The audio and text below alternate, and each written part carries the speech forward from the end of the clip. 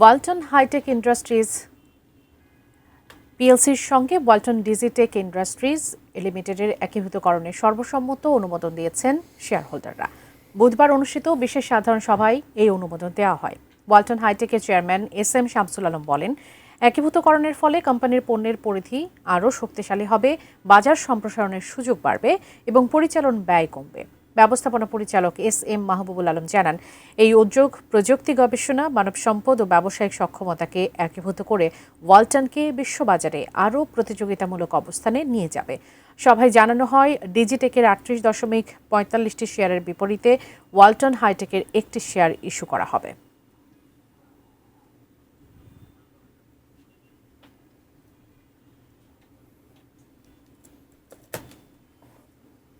পরিচালনা পর্ষদ Walton Digitech Industries Limited ওয়ালটনের কোম্পানি টেকসই প্রবৃদ্ধি ও সামগ্রিক ব্যবস্থাপনা কাঠামোয় আরো শক্তিশালী হবে। তার বক্তব্য প্রদান করার জন্য বিনীত অনুরোধ করছি। শুভেচ্ছা।